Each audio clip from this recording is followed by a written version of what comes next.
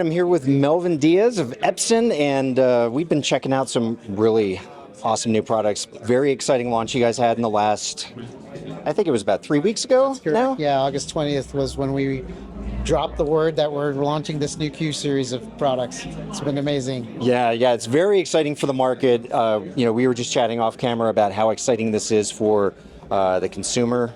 They're getting access to Epson quality, but now at a very elevated level. There's been a shift in the market, though. Do you want to tell us a little bit about that? What we're seeing here is just this shift towards premium home theaters and premium entertainment spaces.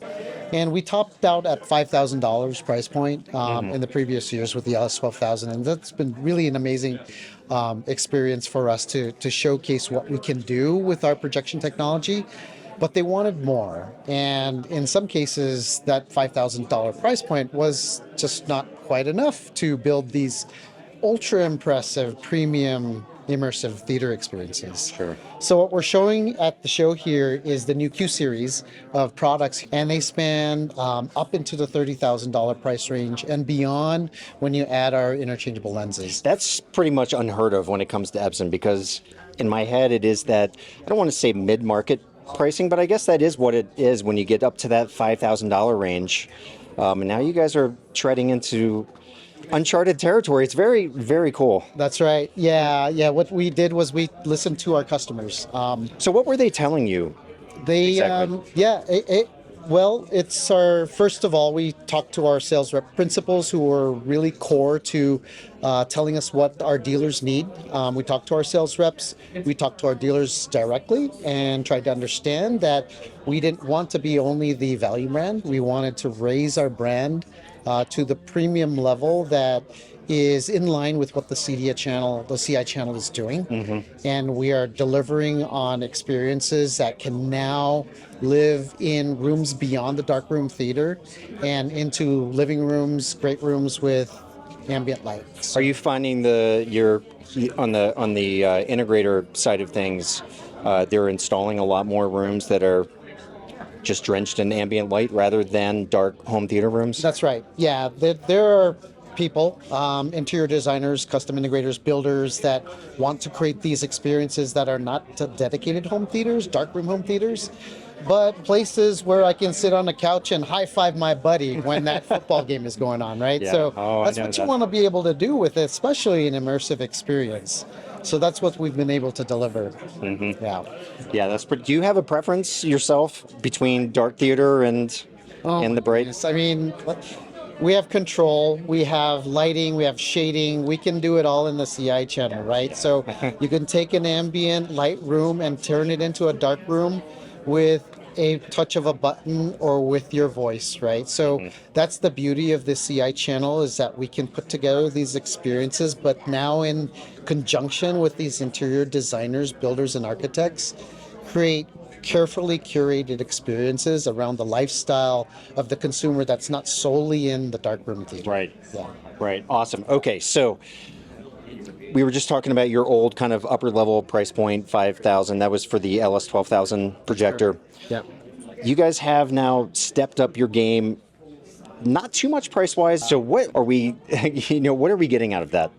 With that new model? The QB1000 is priced at $79.99 MSRP, and the dealer can actually make quite a bit more if they participate in our programs that we are setting up this year. So it's going to be an amazing year for the Q series.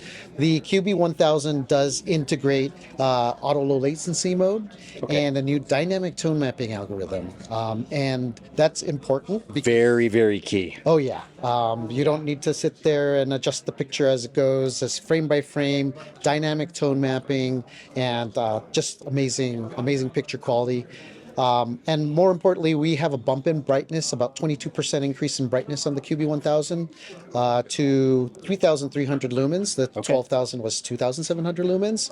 So it's a marked increase in brightness, which allows us to map more of the HDR curve when you're in a darkroom home theater situation. Right, and translation of that basically means with the tone mapping, less hassle for you. If you're watching 4K HDR material, you can just turn it on. It's going to look right the first time.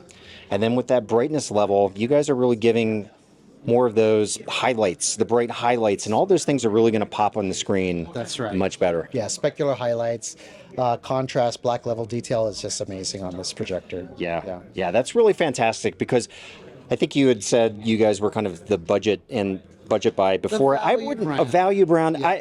I wouldn't call it that. I mean, I think you guys were maybe value high performance Sure.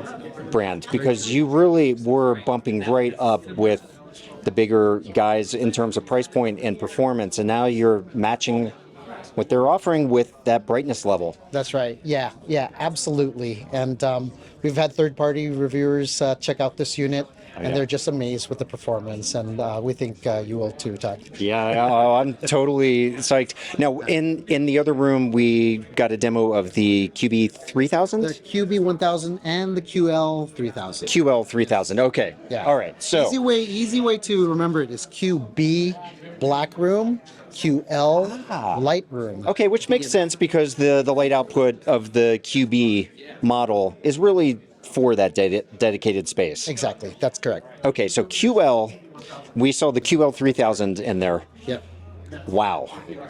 I was really taken aback by the image quality, the level of brightness. You're getting close to that TV look. Oh yeah. 6,000 lumens of brightness. 6,000 lumens. And at the same screen size, just the specular highlights pop, right? Mm-hmm. So you're mapping a lot more of the HDR curve. We had third-party reviewers check out this projector, and he said this is the closest that a projector has come to mapping a lot of that HDR curve. Yeah, It's amazing. that is fantastic. Yeah. Okay, so lens-wise, does that ship with a lens built in? So the QL3000 optional lens is required. Okay. And we are compatible with lenses on our commercial side. So Okay. these are lenses that are good up to 20,000 lumens in brightness. So they are over spec for these projectors in terms of light output and heat resistant.